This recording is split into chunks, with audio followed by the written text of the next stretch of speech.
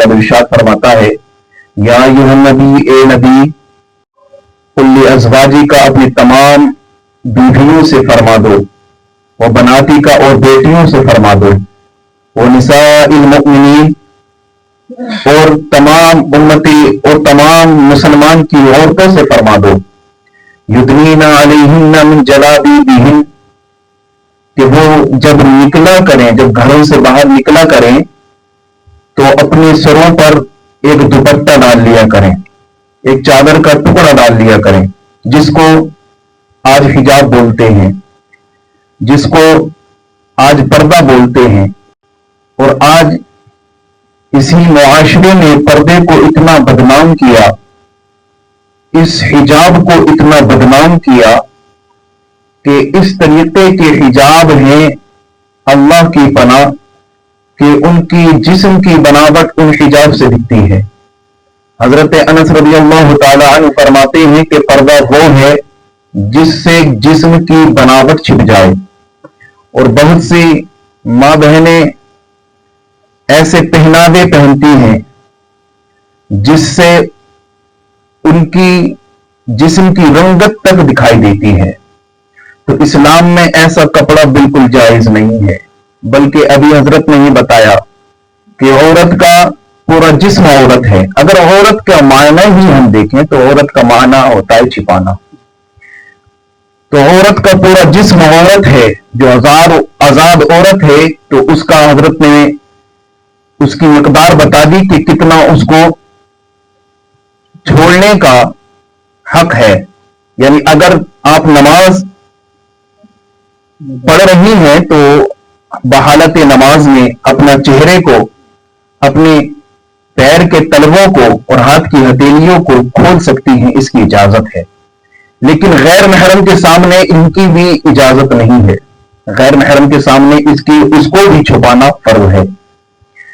और हमारी बहुत सी मां बहनें, बहुत सी इस्लाम की शहजादियां अपने बुर्के पर, अपने हिजाब पर माशाअल्लाह या अल्हम्दुलिल्लाह इस तरीके के कलमात लिखवा देती हैं या इस तरीके का हिजाब लेती हैं।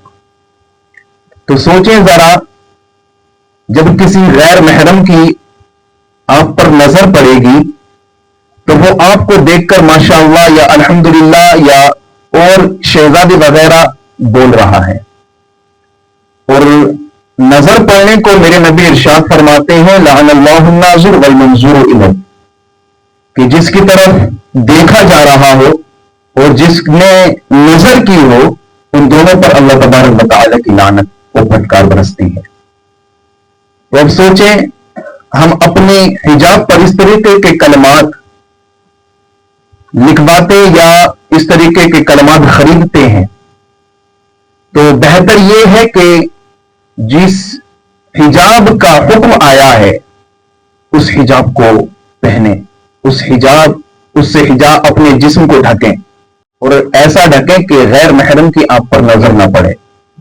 और इस तरीके से अगर आप अपने बुर्के पर ये कलमात लिखवाएंगे या इस तरीके के कलमात के बुर्के खरीदेंगे तो गैर महरम की नजर आप पर ही पड़ेगी। खैर, मैं आसान लफ्जों में यही कहना चाहता हूं कि जो इस्लाम तरगीब देता है, जिसकी इस्लाम इजाजत देता है, उसको अपनाएं। इस तरीके से इस्लाम में नहीं चलता है कि हम इसको मानते हैं और इसको नहीं मानते हैं। अभी हजरत ने ही बताया था कि एक कुरान की कुछ आयतों का इनकार करते थे और कुछ आयतों को मानते थे। तो इससे तो इस्लाम की बोले तौहीन है और वो इस्लाम में दाखिल भी नहीं होता है। बल्कि मेरा रब इरशाद फरमाता है, एक आयत का मफ़हूम है जिसके बारे में मेरा रब इरशाद फरमाता है, अगर इस्लाम में आना है तो पूरे इस्लाम के रंग में रंग जाओ। ऐसा ना हो कि तुम इस्लाम के मानने वाले हो और दूसरे मजहब को फॉलो करो या दूसरे मजहब को अपनाओ, बल्कि इस्लाम इसकी इजाजत नहीं देता है। अगर इस्लाम में आए हो तो بالکل اسلام کے رنگ میں رنگ جاؤ، اسی کے جیسے، اسی کے طریقوں پر اپنا طریقہ اپناؤ. ایسا نہیں چلے گا کہ ہم اسلام کے ماننے والے ہوں اور کافروں کے طریقوں پر اپنا ایمان رکھیں، ان کے طریقوں پر عمل کریں، بلکہ اسلام اس کے خلاف ہے. اور بہت سے لوگ یہ سمجھ لیں کہ اسلام کے خلاف ہی کام کرتے ہیں اور سوچتے ہیں کہ اس کا اسلام سے بہت لینا دینا ہے، یہ کرنا ثواب ہے اور بہت اجر سمجھتے ہیں اس کا. اب سمجھ لیں، اگر ہمارے یہاں جب شادیاں ہوتی ہیں تو شادیوں میں اکثر و بیشتر ڈی جے اور بینڈ باجے ضرور بجتے ہیں. تو اسلام تو اس کے خلاف ہے، اسلام تو اس کا حکم نہیں دیتا ہے، بلکہ اسلام تو اس کا منکر ہے. اسلام اس چیز کا منکر ہے، اس چیز کو منع کرتا ہے.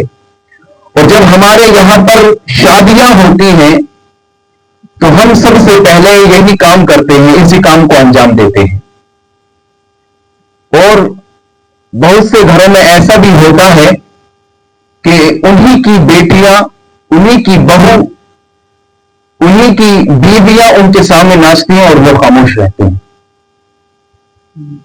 اور ان کی غیرت مر جاتی ہے، ڈوب جاتی ہے کہ اس کی بیٹی اس کے سامنے ناچ رہی ہے، اس کی بیوی اس کے سامنے ناچ رہی ہے، اس کی بہو اس کے سامنے ناچ رہی ہے، اور وہ اس کو کچھ کہہ بھی نہیں سکتا ہے. ابھی حضرت نے بتایا کہ جو عورت ہے یہ 4 آدمیوں کو، 4 افراد کو جہنم میں لے کر جائے گی. یہ عورت ایسی ہے.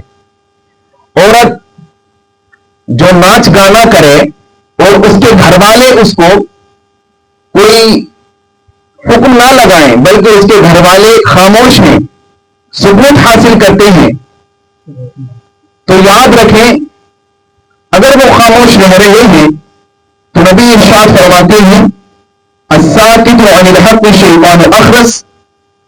تو جو حق بات پر خاموش رہتا ہے، جو حق بات پر خاموشی اختیار کرے، سکون اختیار کرے، تو نبی ارشاد فرماتے ہیں شیطان اخرس، تو وہ گونا شیطان ہے.